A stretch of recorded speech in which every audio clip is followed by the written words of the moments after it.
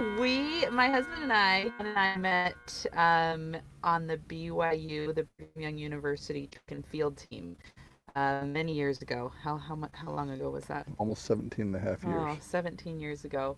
So we had thrown shot put, discus, and hammer in the past. And when we finished track and field, we kind of hung up that part of our lives, knowing that we would never go to the park and throw discuses back and forth to each other or throw hammers next to a playground. It just wasn't something that you naturally do. Because that would be horrifying. It could make other parents But nervous, right? we had some, yeah, probably not the best.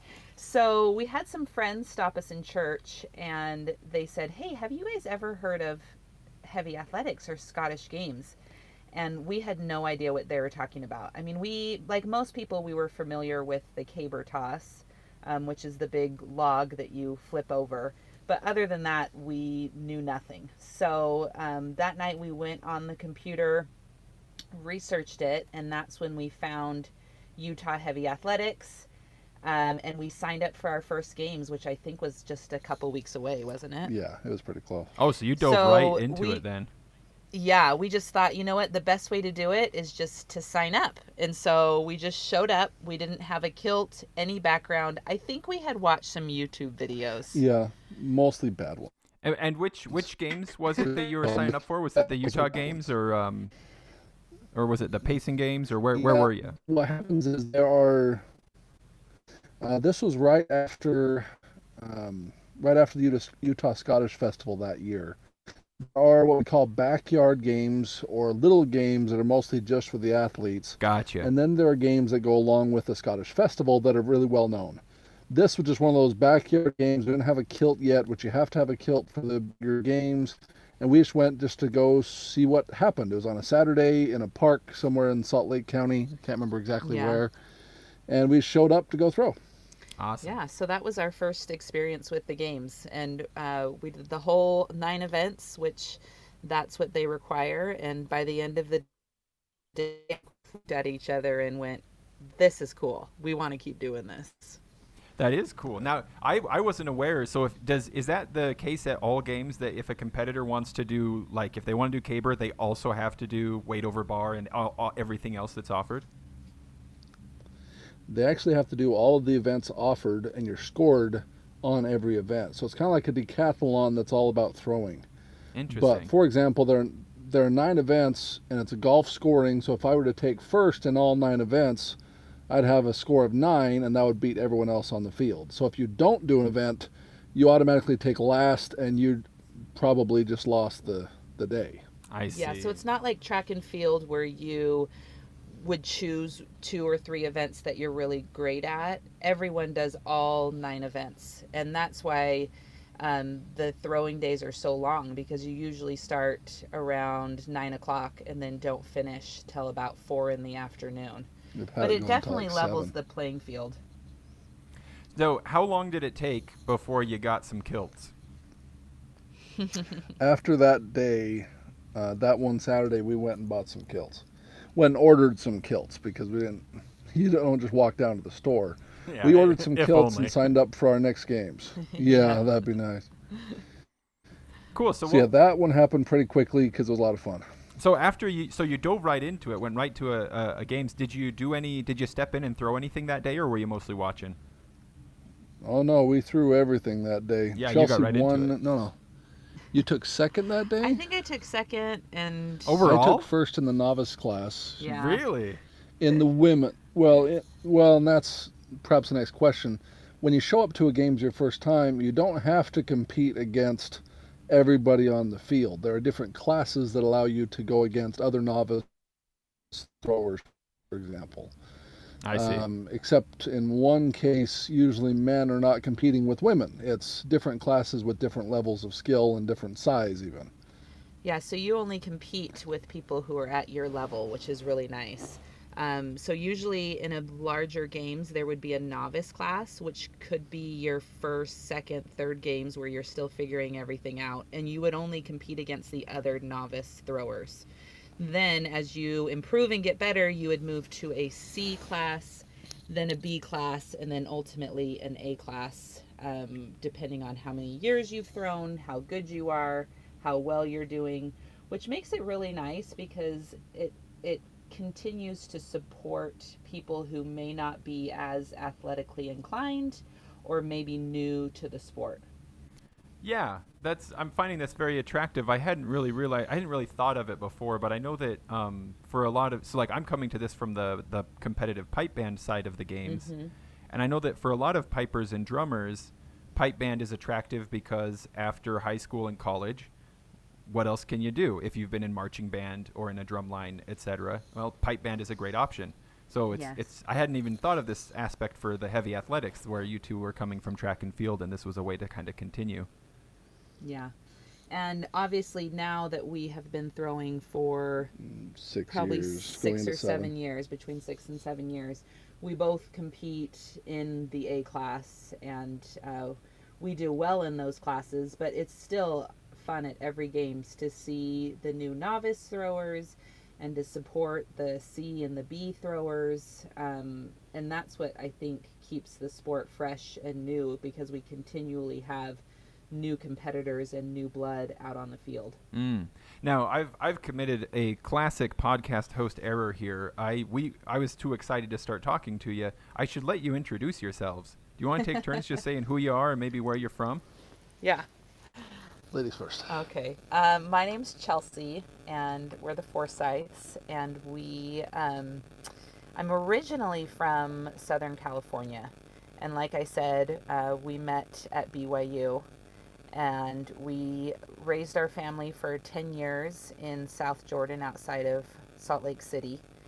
Then we decided we wanted more space and more land, and we moved to a small town called Richfield, Utah, which is right in the middle of Utah.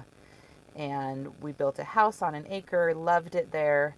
And then actually, I guess we wanted more freedom and more More space. more space.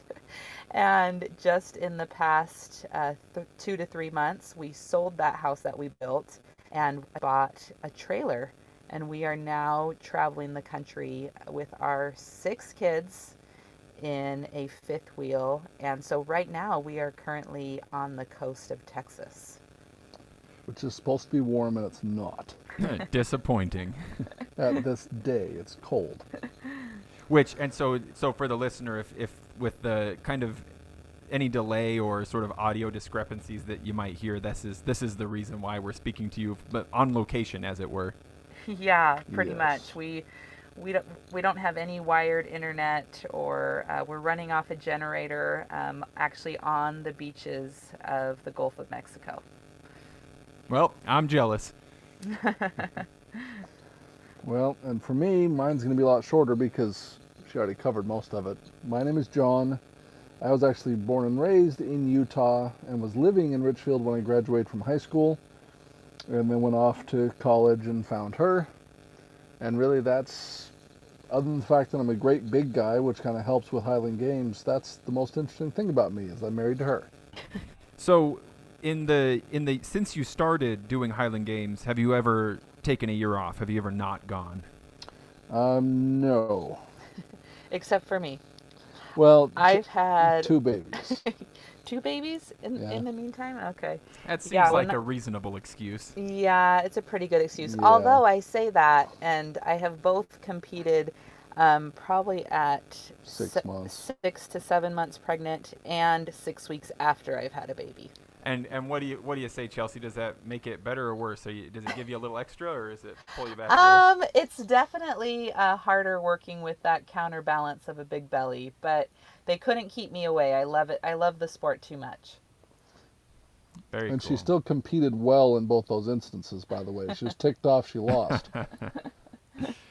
So in those years, have you? I mean, you're competing at the A level now. Have you started stepping in to help with any of the administrative, organizational stuff as well? Both of us have, there's a board, the Utah Heavy Athletics Board, that has a president, has all the different things.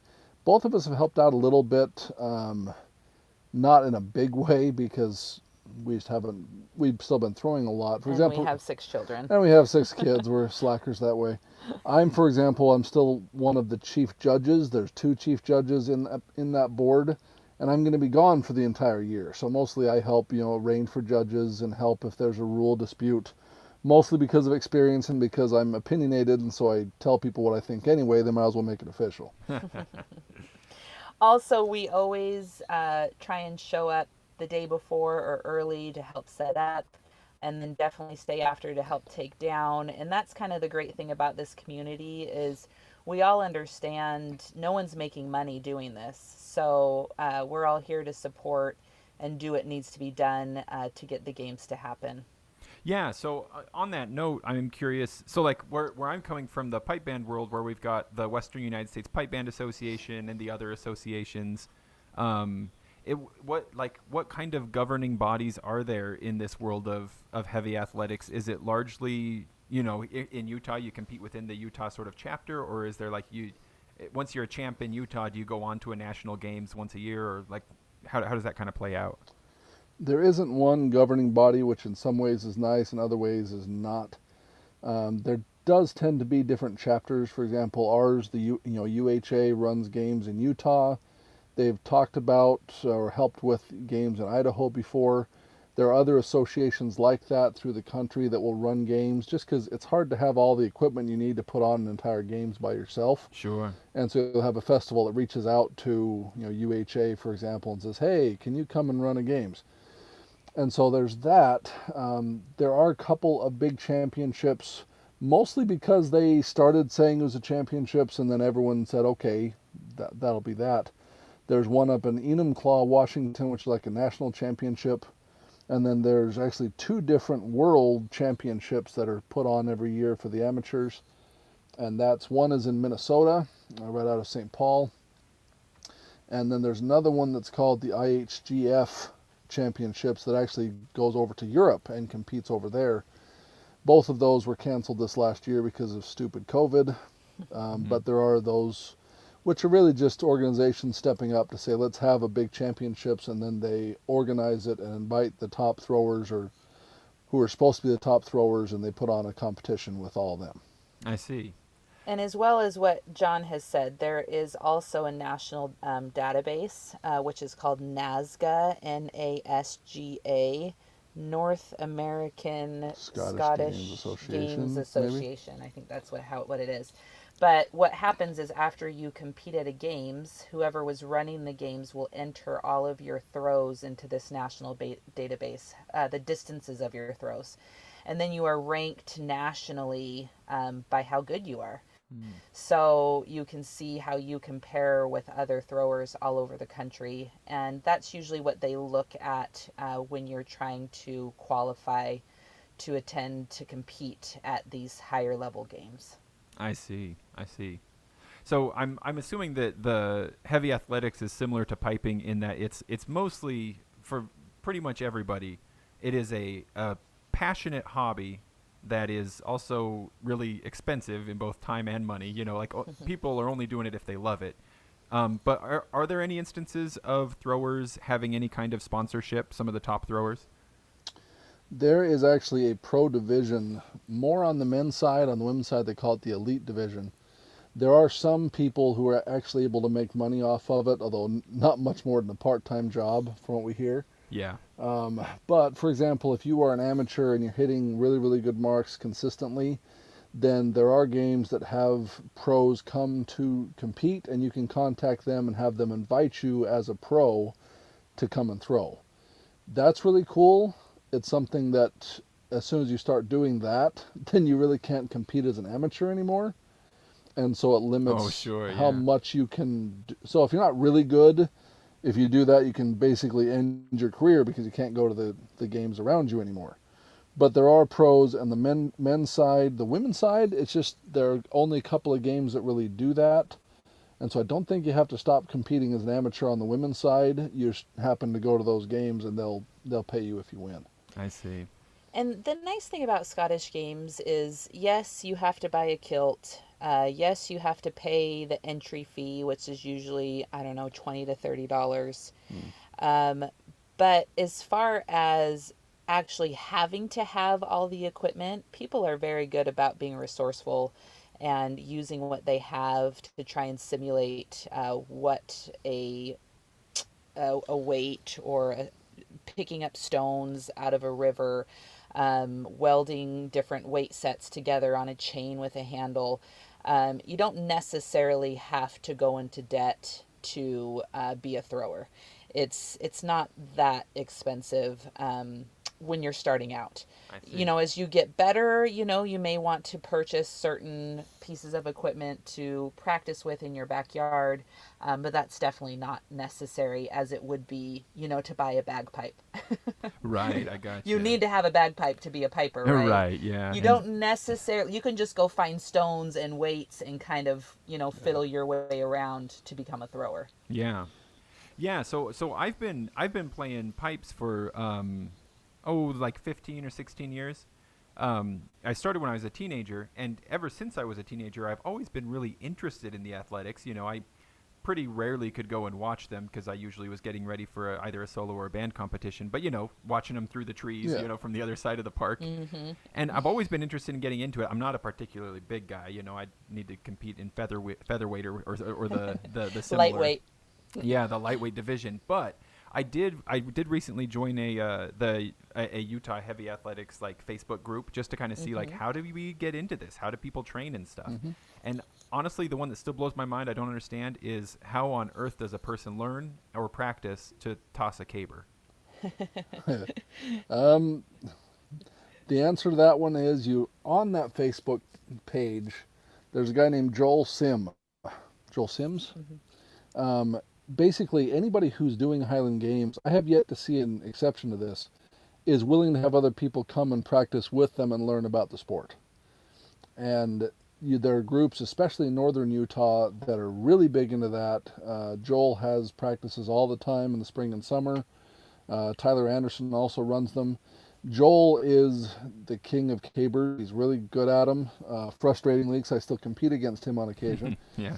And he generally teaches everybody in Utah how to throw cabers. But there's no way to really train for it except just to go out and try it. Yeah, so what does he have a connection with like the telephone company and he gets down poles or something? Actually, they're not telephone poles. Usually they are tree trunks. They look that big sometimes, but actually the weight of them is not the problem. It's the length of it that's the problem. Mm-hmm. Any of the A's that are out there, and most of everybody, the weight of those cabers wouldn't shock you. I mean, to pick up 100 pounds something for most of these guys is not a big deal. But when it's 100 pounds and it's 18 feet long, Yeah. and you're holding it mid chest, sticking up over your head, and you're supposed to, manage that and run with it and then throw it, that's difficult. And so it's arguably the most dangerous of the events, and it's definitely one with a really, really steep learning curve. Yeah. So, what about the other events? Will you talk to me a little bit about, maybe tell me about what you have done in the past to sort of train and practice, and maybe also what that looks like for you right now while you're traveling? I'd imagine you probably can't do quite everything you usually do. No. Usually, what you do, especially in Utah, because it's cold, like it is here, apparently, Yeah. usually in the off season, which is between October, November until about April of every year, you just hit the weights. Usually powerlifting, with some Olympic lifting tossed in there. So you do lots of squats, lots of deadlift, clean, snatches, overhead presses. And so I would spend, months just lifting as heavy as I could get using different programs throughout the winter. And then you come out the other side of the winter, hopefully stronger than you went in, hopefully not injured, and then you start throwing again in the spring. Mm. Chelsea, on the other hand, has never really had to do that because she's freaky strong and athletic. And Just so she strong all the mostly did. time, huh? I guess. She is, yeah. And so she mostly did like CrossFit. She's a CrossFit queen. And so she would do that and could still do everything she needs to do, which is amazing because that's not how I can do it. Out here on the road, we brought some weights with us and we brought a number of the implements with us. And so we just work out every chance we can get. We do drills or throw whenever we can get there. Kind of depends on where we're staying. Because if we're in Sure. like an RV park, They don't want us throwing our hammers around. Yeah, No one of does. course. Yeah. We couldn't bring our caber, don't have heavy enough weights to really do heavy lifting. And so this will definitely be a year where I'm going to have to depend on skill, which for me is really scary. For Chelsea is just fine because we won't have that big off season where we can lift really heavy. Yeah. Yeah. But we get the question, or we encounter a lot of people who want to practice, all of these events before they actually sign up for a games. And, can you show me all the events? Can I try them all? I'm nervous. Like what? And usually, what we tell them is just sign up as a newbie, as a Yes. novice for your first games and show up. You do not have to have any prior experience. And we will walk you through all 9 events. And I know that's nerve wracking for people because who wants to sign up for their first competition never having to have done any of the events? Yeah, I mean, People there's do it usually at least a small crowd watching. Oh, exactly. But people do it all the time. And it really is the best way to get your feet wet. Because you don't have any implements to throw. I mean, other than maybe a stone in your backyard. So we always tell people just sign up as a novice for your first event. We will walk you through all 9 events. It is not awkward to show up to your first competition never having touched an implement before. And I know that's nerve wracking and hard for people, but people do it all the time. yeah. And That's how we did it. yeah, that's how we did it. Yeah. And you know what? You'll go through all 9 events and then you'll either love it and start purchasing implements and start finding people to practice with, or you'll go, you know what? This is not for me. Yeah, And then you you never don't do have that. to have bought of anything, which Yeah. usually doesn't happen. Most novices that come out, you continually see over and over again as Yeah. they move up in the ranks. But the best way to get started is to just find a games that's close to you, sign up as a novice, and show up without a kilt. It's fine. Everyone does it. So I don't think I'm the only one who like I think I'm probably speaking a thought that's in the back of at least some people's mind. The people who do heavy athletics uh, might be at least physically a bit intimidating, And so to imagine that you're a group of friendly, happy folks who are just excited to bring novices in under your wing and invite everyone. I'm not saying it's surprising. I'm sure you're wonderful people, but it's a little bit like, oh, really? Like I don't have to be scared of these people.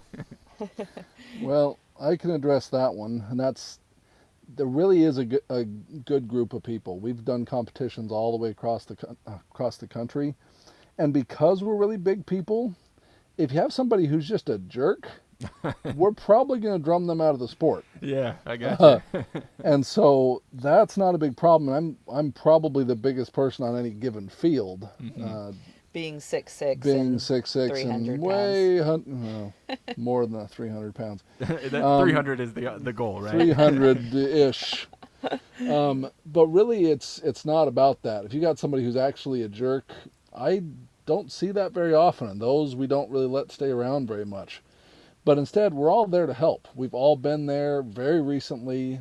Everyone, I mean, the best of them, the best throwers out there, are the ones trying to help everybody else. Mm-hmm. And so that's all the time. Plus, you don't have to come out and be my size to throw. We mention a lightweight division, but it actually does exist. You can't be over 200 pounds to be in the lightweight division. and 150 for women. And 150 for women. And so the smaller people, still not small, but smaller people are competing. There's also classes for if you're over 40. It's called the master's class. Heck, there's It's classes nice for of over them 50 to call and over it 60. that, huh? Instead Yes. of saying the, Yes. It's not The it's old- not the old the old geezers crowd. class. It's the No, master's no. class. That's nice. The masters. Hey, I'll be in the master's class come July, and I will not be small. You're not going to call me old, but Yeah. So you see all shapes, sizes, weights, ages out on a Backgrounds. Highland Games field. So you never have to think, oh, well, I don't bench this much, or I'm not this height, or I don't have experience. There is a group for you. And you know what? You can compete in the C class your whole career and be fine with that and never move up. And that is fine. And people enjoy that. And they relish in that. And that's fine. So don't think that you're ever not good enough or not enough, because there is a class for you and we welcome everybody. Yeah, it has stood out to me as like, well, this could be a possible, like, if nothing else, just like a way to stay healthy. Kind of just think to yourself, well, Oh, yeah. I'll do a games next summer, so I'll work out during the winter to be ready for that. Well, and we always talk about that when you leave high school or college, if you do stuff in college, it's kind of like what you were saying about being in the Being Yeah, Piper. piper. There we right. go. If Saying you're it. in the marching band How or the do you drum say it? line or Marching something, band. you want to keep doing Yeah, something. you want to keep doing stuff, and a lot of us are in it because we enjoy competition. We don't have to win all the time, but we still like to go and compete. And it's a reason to stay healthy. It's a reason to keep up and keep doing things. I remember when we actually found Scottish Games, we were doing long distance running. Mm-hmm. And we had actually signed up for and were training for a half marathon when we found Scottish Games. And because we'd already signed up for it, we kept doing the running while we're working on, our Scottish Games career starting. Hmm. And so, heck, the last games of that year, we actually went and did a half marathon and then went to the games. We were half an hour late. Oh man, And so we were trying to make it as You really half did love it. marathoners. Yeah, we were trying to find something Yeah. that we could still compete, still be healthy, have some type of motivation. And so, yeah, it's a great reason for people just to have something to do on a Saturday, have a goal to strive for. You do not have to win to have fun doing this. And- you can just have fun being on the field. Are these heavy athletics, at least locally, is it 100% individual athletes, or is there any something like a track and field team where there would be a team score at the end of the day? There are some team events. I don't think there are any in Utah. There are times when there's a team type event. They're not very popular, truth be told, because you don't really need that either. Anytime you're out on the field with Highland gamers, you compete when you're actually throwing. The rest of the time, you're sitting there. People are swapping, tips, saying, "Hey, you notice your foot didn't quite come around that way. Try this next time." And hey, I've been trying this. Have you tried that? And it's like you're sitting around joking with your teammates, but you happen to be competing at the same time. And hey, you got a PR. That's personal Oh, yeah. record. Like, that's awesome. Can you take a video of me from this angle? Like, we're all there to be each other's coaches. So, yeah, we don't really need the team aspect. It's more just we have this huge support group where everyone wants everyone else to improve and do better than they did last time. I see. Oh, it's very cool. So, are there ever any, albeit friendly, but still sort of rivalries that develop? That you're like, oh, let's watch these two this year. Let's see what they do this year. Yes. I imagine there would be. The best time. And how many of them are you two involved in? Well, I think there's I don't definitely, know. since John and I had the background when we started, I'm sure there's, the Forsythes are here. Yeah. Because not to toot our own horns, but especially in Utah, we pretty much always walk away with a sword or a shield which are the trophies.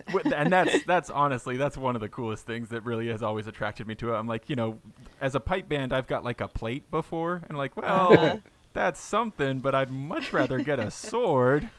Oh, you should have seen our garage. We've It was beautiful. We've had everything from double-bladed axes to you say them all. I don't even remember. Yeah, multiple claymores, whole bunch of swords, axes, flails, daggers, Spears, helmets with helmets, spikes on them.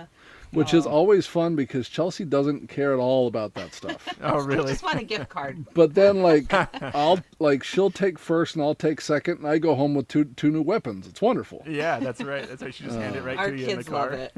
Yeah, kids love it. So that part is fun. There's a lot of rivalries, but again, I can remember one time there were 2 or 3 throwers in Utah that I was competing really closely with that year. And it was like the second or third year. And we were really, really close, and it was really good competition. And I can remember taking a picture of myself, like at a gym, not of myself, but of the gym, and posting it and saying, "Hey, for you 3, I outworked you today." And just, put that on. That was my social media post. Uh-huh. And they were all working out about the same time I was. And it was like, haha, you couldn't outwork me, that kind of stuff.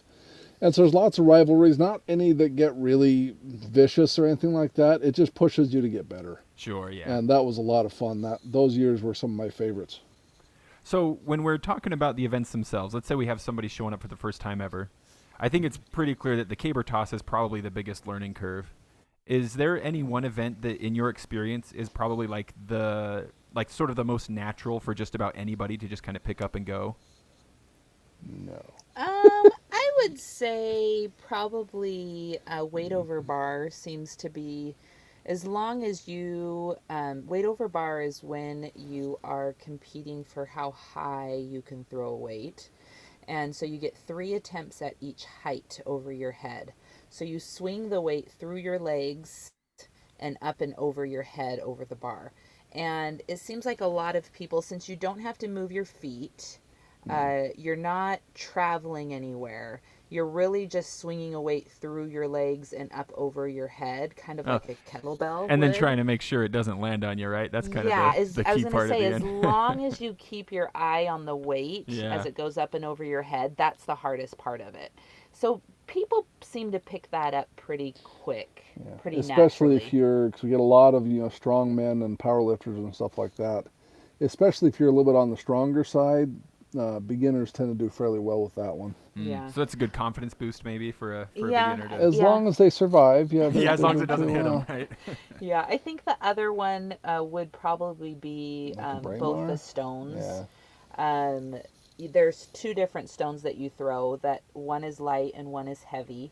The light one we call open stone, and you're able to do some type of movement as extra oomph behind it. So it would look like someone was throwing a shot put. Some people Yeah. spin, some people glide, some people shuffle. And as long as you aren't throwing it like you would a baseball and you're more pushing it like a shot put, that seems to, people seem to pick that one up pretty well. And then the heavy stone is called the braemar stone. And that one you pretty It's even much simpler. just, even simpler. You just stand with your 2 feet, bend over, turn, and push the stone as far as you can. So those ones are a little more simple just because there isn't a lot of feet movement. You're really just working with a stone and a weight. So those would probably be the easier Where events everything at else first. gets more complicated. So Yeah. I've had the experience, having gone to games pretty much most of my life. It seems to me that like you would think the caber toss is probably the most popular for spectators, but it's that weight over bar. A lot of competitors hike their kilt up, on over one thigh, and that gets a lot of cheers. Yeah, yeah, I it think does. I think the kilt hike gets more cheers than actually throwing the weight. Yeah, yeah. We've also seen men, take their shirts off in their kilts, and, There and we that go. always gets a few cheers too. But I think spectators definitely like watching the 2 height events. So that we've talked about weight over bar, or we can call it WOB. But the other one is sheaf, That's with SHEAF. the What's with the pitchfork, right? pitchfork? Yeah. Yeah, I like that And one. I think people like watching both of those events because people can immediately see whether it was successful. Ah, yeah. So you can see whether it went over the bar or not, or if it hit into the bar or not.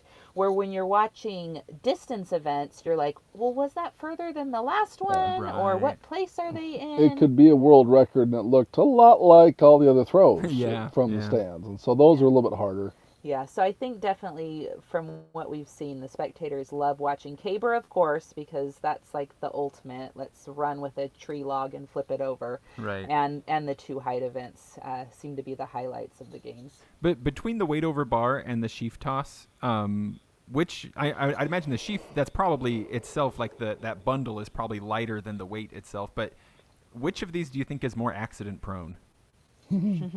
Actually, I don't see, unless there's a failure in the equipment, you don't see very many accidents with the wob, with the weight over bar. Yeah. Part of it is because just without, I mean, for men, that's a 56-pound weight that you're trying to throw up over your head. You're watching that, and Yeah, for people sure. actually, run away from it more than they need to It in most looks cases. a lot scarier watching it than doing it. Oh, yeah. Like when you're I watching it, you're like, gasped oh quite my a bit. gosh, Yeah. yeah, that's going to fall down right on his head. Yeah. It's like we can see it and we can step out of the way if it's Yeah. coming down directly on us. And it doesn't go very far. I mean, it's like right there, so that's not usually a problem. Sheaf, on the other hand, has its problems because that bag, the bag for men for the A's is about 20 pounds. For women, it's between 12 and 10, depending on what the games wants to do. But that goes flying off every direction. You have people like me who throw it as if they're throwing it for distance too, and so Yeah. I throw it 50 feet behind the standard also. Yeah. And you have people on occasion who do stab themselves with their sharpened pitchforks Right, and you're have to go adding to the that into the hospital. mix. Yeah, we've seen a We've few had pitchforks few go times. through a few knees. So. Which shouldn't man. happen. It's always an aberration. Something weird happened. But still, it's happened. It's We happened. could probably share at least 5 or... Yeah, it's happened. Yeah, we know people we have never done it We ourselves. haven't. Yeah. But yeah, so sheaf, hands down, is scarier for the athletes and for the crowd than wob is, even though you'd think wob would be, but people don't hit themselves with wob very often. Sheaf, bad things happen. Yeah. Between the weight and Which the makes pointy it fun. stick. Yes. Yeah. So we've got the splits, the caber toss, and what else? The hammer throw. You have the hammer throws, which are kind of like if you had a really heavy sledgehammer and you threw it over your left shoulder. And is that what people practice with? They just get a sledgehammer and just go throw that No. around? You actually practice with, to make it a little bit easier, I think on us, the handles we use are PVC. There's electrical conduit. Okay? Yeah, I've seen it. So they, that they they- often kind of, they vibrate when they hit the ground and stuff, kind of Yeah, wobble. they also break, which is why Oh, we yeah. use PVC. But for the men, you have heavy hammer and light hammer. Heavy hammer is 22 pounds at the end of that handle, and the light hammer is 16 pounds. For women, the heavy hammer is 16, and the light is 12. And so it's interesting because the hammer requires the most weird stuff to make it work well. First of all, we wear boots with blades sticking out of the ends of them. Yeah, what is up? It's that. It's like you got sword shoes on. Yeah, and I've got a funny story about that. But Well, tell it those to me. are I will. First, I'll tell you what they're for. All right. You're standing with your back to where you're going to be throwing. So you're literally throwing it up over your left shoulder if you're right-handed, or at least in that direction.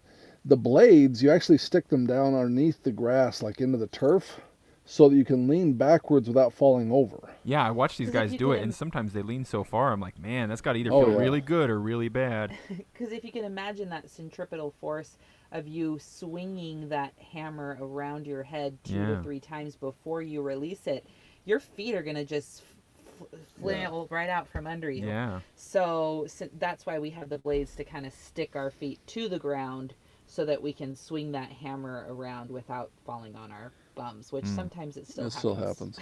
And it's funny to watch us because you can't walk normally with those on. No, yeah. And so we're still walking out to the field to pick up hammers and walking around talking to people. And so we all walk really funny, and on occasion we fall down because we forget that we're wearing those and we You stick dig it into in the ground turf where and we you almost fall want down. That, and I'll tell you the story, but we also have to have adhesive on our hands. Otherwise, I've we won't seen be able that to hold sticky on to the stuff. handles. Yeah. Looks like Oh, you yeah. got honey out there. Yeah. It's worse than honey. It takes a lot boy. to get it off again. But that's so we can actually hold on, because the force is so great when that starts to move and you've got like 22 pounds at the end of this 50-inch long handle that you're trying to accelerate, you wouldn't be able to hold on to it, or at least Yeah. not very well. And so we put sticky stuff on our hands to hold on to the handle, blades to hook us into the ground, and it goes the farthest of any of the implements. Yeah. So it's huge. I've Yeah. thrown that into the crowd before, and that was fun. Oh, boy. Uh, Boy. so no, I missed. No one got hurt. But anyway, the story, the first time I ever put these blades onto my boots, for some reason I already pre-drilled the holes and everything like that, but I still needed to fasten them on. I was getting an oil change. And so I sat in a Jiffy Lube waiting room filled with people, sat there and attached these blades on the bottoms of these hiking boots. Were people scooting away from you? Just like giving you No, sideways that was the looks? funny part. 6'6", 300-pound guy attaching blades to Right. boots. Nobody made eye contact. Nobody said a thing. Yeah, well, I guess that's They were the other just- defense mechanism, right? Whatever you're doing over there, you just keep doing it. We don't care. Yeah, you carry on, Don't sir. ask questions and pretend like it's Nothing. not happening. It's just this is funny about human nature. No, whatever the giant's doing with his boots, just leave him Just alone. let him do it. Yeah, it's funny. He's putting swords on his shoes. Yes, well. Yeah. Yes. So those you strap them to some boots. Are these blades like where do you get these? What are these? Are they specialty for the sport, or is it like hedge clippers broken in half? They're special. They're special for the sport, but they're not that special. Yeah.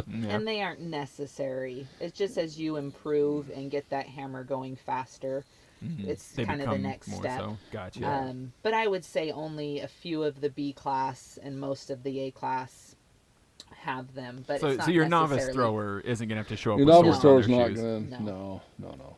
That's when you start to want to, go to some championships or win games. Then you start into that. But not everybody has And them. there's definitely, you can find people who sell them and make them and will ship them to you. They're pretty easy to find. They're usually lawnmower blades that are just reshaped and Gotcha. sharpened. Interesting. And they're not that sharp. They dig into the dirt, for heaven's sake. So Yeah.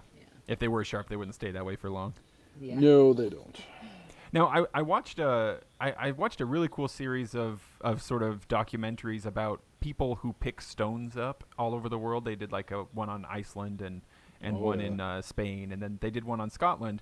And there are these famous stones that are like in churchyards or all over the country that they usually put like these ring handles in them, and then you just kind of straddle Talking them and about- see if you can pick them up. That's the Denny stones. Yeah, that's right. That's right. Is that ever part of the games?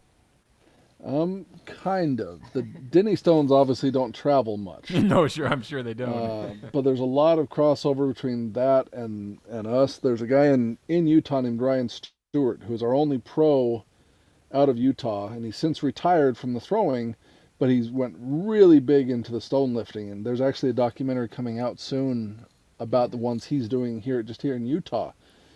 So there's a lot of crossover there.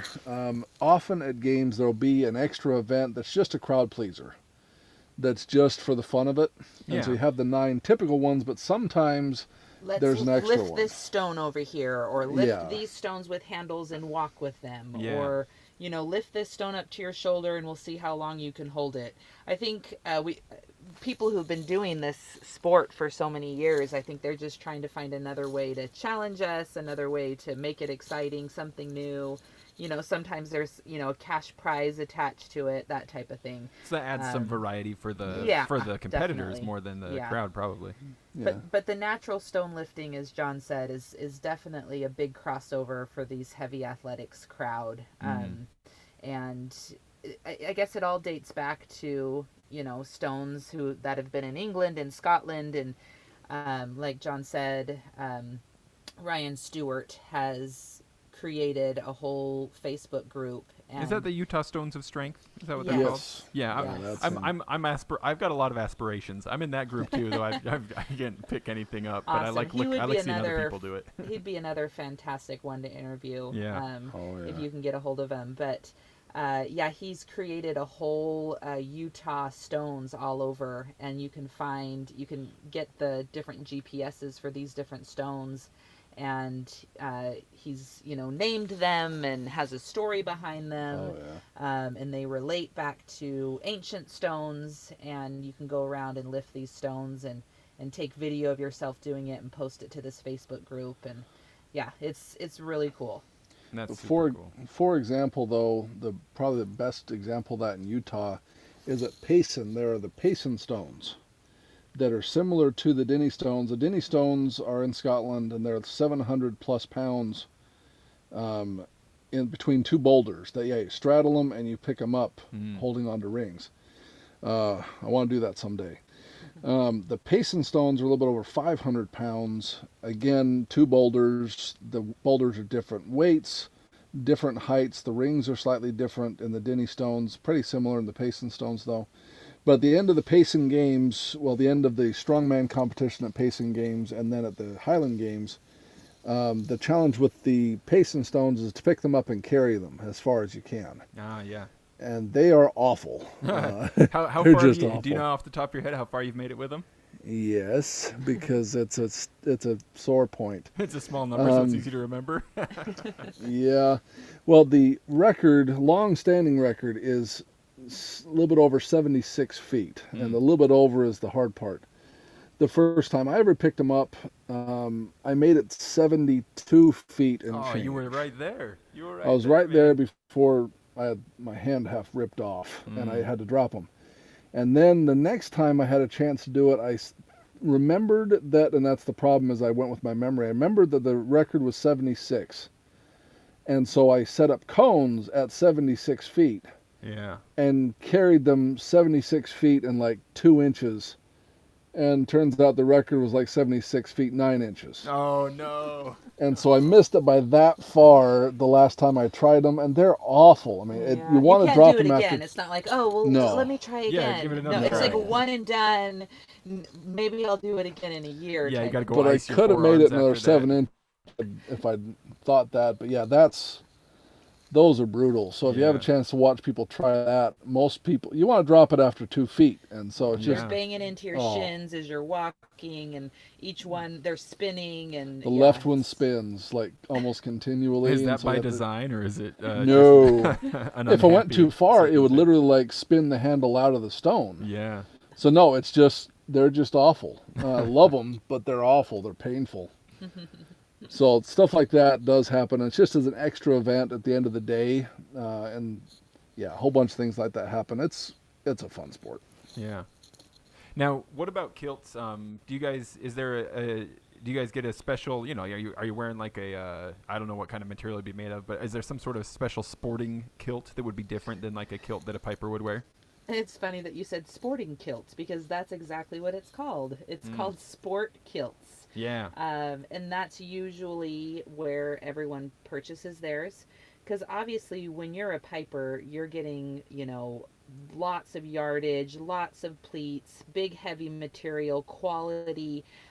You don't necessarily want to throw in that. Yeah, Sweat, I mean, throw, I look at sit that and I on. think I don't want my kilt anywhere near an athlete. You know, Imagine Exactly. the sweat, the chalk from throwing, Yeah, the the chalk. adhesives, Hands, rocks yeah. getting it all pilly scraping and it on the stuff. cabers. So- Sometimes people will catch them with the sheaf forks and rip their kilt all the way off on the because way they're up Velcro. because they're velcroed Oh yeah, on. of Yeah. course. Yeah, so the best way is you just look up the original sportkilt.com and you can find the kilts on there. They just do it by, small, medium, large, extra large. They're definitely adjustable because they are Velcro. And the nice thing is they're made to just be athletic active. in the Yeah. kilt, be active in those kilts. And it sounds like So- good advice. Wear shorts underneath your kilt. Yes. Yeah, definitely. We get the question all the time. What do you wear under those? Spandex. Yeah, but people are just trying to tease us. Yeah. Yeah, perfect. Well, what other did we miss any of the 9 standard events? You're missing the yeah. weight throw, which What's that one like? that's the man maker. For men, the weight throw is the one that, I mean, you'll be embarrassed by other things. The weight throw will humble you. For men, it's a 56-pound weight. You hold it in one hand. You spin around twice and throw it as far as you can, hoping that doesn't throw you farther than you throw it. Oh yeah. Because at 56 pounds, it does interesting things. So that's the heavy. The light is half that weight at 28 pounds. For women, the heavy is 28 and their light is 14. But that one, for example, to be like pro level in heavyweight for distance is about 40 feet, which is ridiculously short. Our trailer is longer than that Yeah. that we're living in This right is a now. lot of weight. And I've never hit 40 feet with it. It's mocking me. But that one's really, really heavy. You actually tape up your hand to try and keep your calluses from ripping off when you throw that one. The first time I ever threw that, I remember that first day, that first Saturday, I threw that and ended up on the back looking at the judge. I think I fouled that one. He said, "Yeah, I think you did." It's a lot of fun. It's typically, if you win the heavyweight for distance, you have a good shot at winning the competition overall. I'm not sure why that is. It's probably psychological. But it's the one where, if you've got the best form, you've got the most strength, you can win the heavyweight for distance, it's a big feather in your cap. But I think the big part of that has to do with it's probably the most intricate in footwork.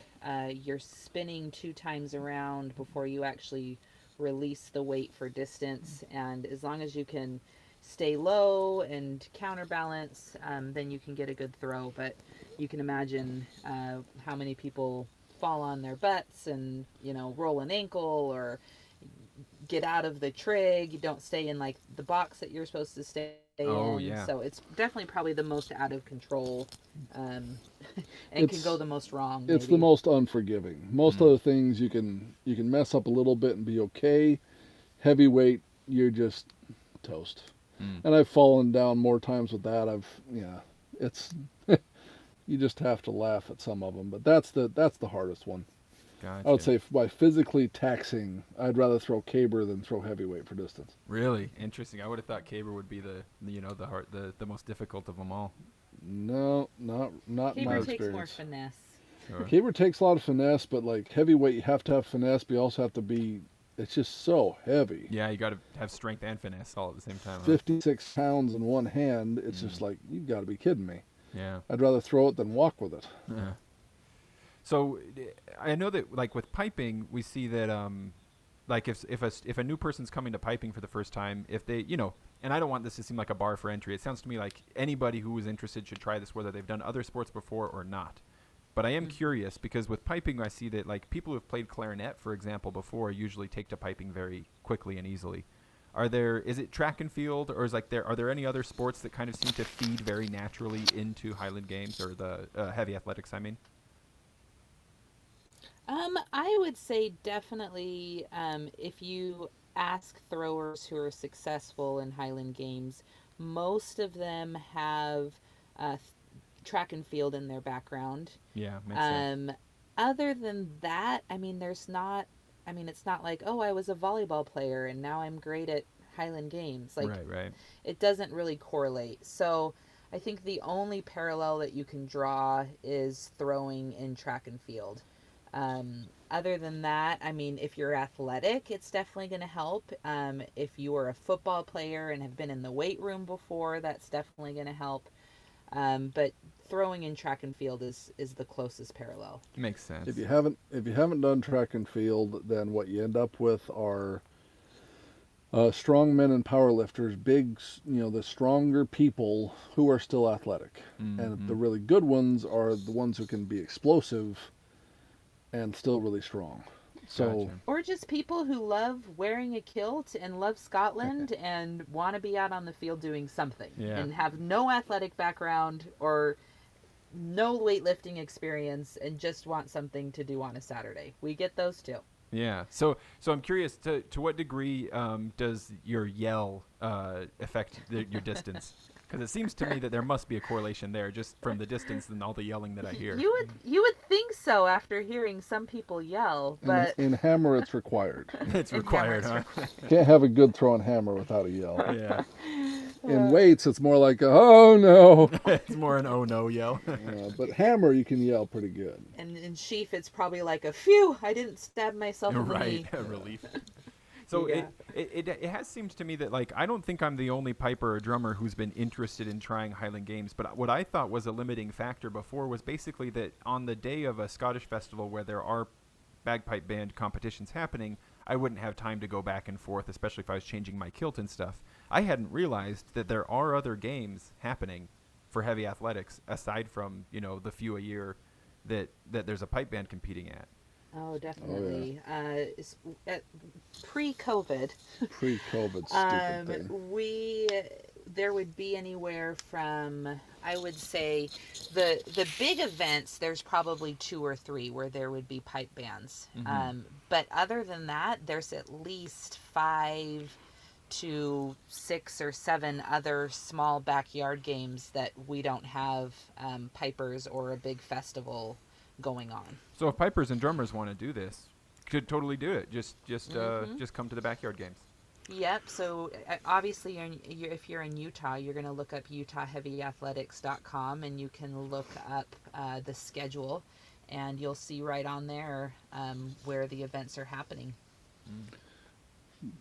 And at any given time, any given weekend in the United States, there's several games going in the spring and summer.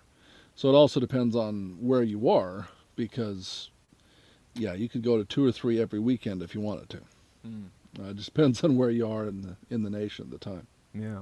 So it seems to me that like sort of a one bar for entry for at least a perceived bar for entry for people is how do you even start? Who do you talk to? So people ought to just Google it, hop on Facebook, look around, or go to an event and maybe just walk up to any athlete and be like, I want to try this. The best way is go on Facebook to Utah Heavy Athletics. Join up in that group, and then find the games that has a novice class and show up. Yeah. Because waiting and coming to talk to us, we're going to tell you you should be throwing this. Come on out and take a look. So yeah, better just find the games and come on out. If you're outside of Utah, you can either look on the website that we talked previously, the NASGAweb.com or .org or something like that. But look that up, and they have a list of games that are going on. Or yeah, if you see a Scottish Games going on, pull over, go and talk to an athlete. We're always happy to talk to the crowd. It's not distracting, or we're just waiting for our turn. In fact, it's complimentary when people come and ask us questions and how to get into it and how to do it, and any questions really. But yeah, there is a Scottish Games going on somewhere close to you at some time of the year. You will find an athletic event. And no need to feel intimidated. If you're interested, you gotta try to hop in there. Exactly. Again, if you find a jerk that's throwing Highland Games, know it's an exception. Yeah, gotcha. And that their buddies are going to try to correct that particular problem. Because we're there for the fans, we are entertainment, we're there to compete, but we're also there for, and we love having people. That was the worst part about COVID, is we lost most of our audience. Yeah. And so we're there to compete, but we're also there to have a good time and to put on a good show. We love interacting with people. It's so much fun, and hearing their why and their Scottish ancestry, and why they're there and why they love Scotland, and we've heard it all. Yeah. So yeah, if you find a jerk, it's an exception, and you should just go on to the next person. That person was having a bad day for some weird reason. Yeah. They only managed to carry the Pace and Stone 76 feet and 4 inches or something like that, right? Probably. Yeah. Even I would still be nice after that. I bet you would. Yeah, I don't doubt it. Tired, but nice. Yeah, tired and trying to put some ice on your wrist, but still nice. Oh gosh. So in kind of wrapping up, do either of you have any favorite event, history of an event, or a favorite story that you'd be interested in sharing? What you got, Mama? Well, I one thing I love about the Payson Games, it's probably both of our favorites every year, but one great thing about it is it's the Utah Caber Championship. So after all 9 events are done, then what they do is they take the top caber throwers in each group, and they put us all head to head. And they start with the smallest caber, and if you can flip it, then you keep moving up to the next and the next and the next. And I love that every year, because I feel like it's just, all right, true grit right here. Let's all put everything down. We're all tired. We're all hot and sweaty, but we've got one more thing to do. And one year I was just so spent. I was tired. I was hot. And I was going into this caber championship. And, I flipped the first few okay as some of the girls were dropping off. And I kept going, caber after caber. And at that point, I was having some of the men joining in and throwing the cabers as well. And I remember first I tried this huge caber, and each caber has a different score, depending on their weight, their length, their balance point. And this was a 400-point caber, if I'm remembering it right. And I tried it the first time. You got 2 attempts on each one, and it just was not going over. So I knew that I had one more try. There was this huge crowd cheering me on. They were all clapping in turn, and I just started running as fast as I could. And you've never seen a caber turn over more slowly. Like it hit its tip, and it was just like, just standing still for a minute. Yeah, standing straight up, and I wanted to run up and push it over. Yeah. But darn, that huge caber turned over, and it was huge. It was probably one of the bigger cabers that's ever been turned by a woman in Utah. Awesome. And the crowd was cheering, and it was just a great cherry on top of a great day. and I've always loved cabers, and I just think it's a fun event to be running with a big log and try and flip it end over end. Yeah, And it's such a wild competition to have it cooked really up. is. It And that's really is. impressive either way. But was this one of the years that you were competing 6 months pregnant? It might have not been. It probably was a year Impressive that I either was way. an Still off year. impressive. Yeah, It's impressive either probably an way. off year. Baby was probably 6 months old at the Yeah, time. there you go. That's how that one goes. Do you have a story? My story isn't nearly as exciting as yours, but it kind of illustrates what I like about Scottish games. There's games back in Minnesota that I went to in 2017 where it was interesting because about halfway through the day you've done most of the distance events, and at that point I'd only won one event so far. So I'd been like second or third, or I was first in one event, which again was the heavyweight for distance. Still didn't hit the stupid 40 feet mark, but I'd won that one event. And there was a guy there that, good friend of mine, that was supposed to win the whole thing. He was really highly ranked. He was a really good thrower. And to be sarcastic, I was sitting there, we took a break for lunch, and I said, well, whoever's in first should go first on, I think it was the caber toss was coming up next. They were trying to decide who was going to go first. And said, well, let whoever's in first do it. And this guy turned to me and said, that's you. I said, what? Because I hadn't even checked. I figured I was, I'd been getting Figured it second was and him, third, so I right? was Yeah. third, fourth, something like that. And I said, really? He said, yeah. And went over and checked the scores, and I was ahead of him by like 2 points. Mm.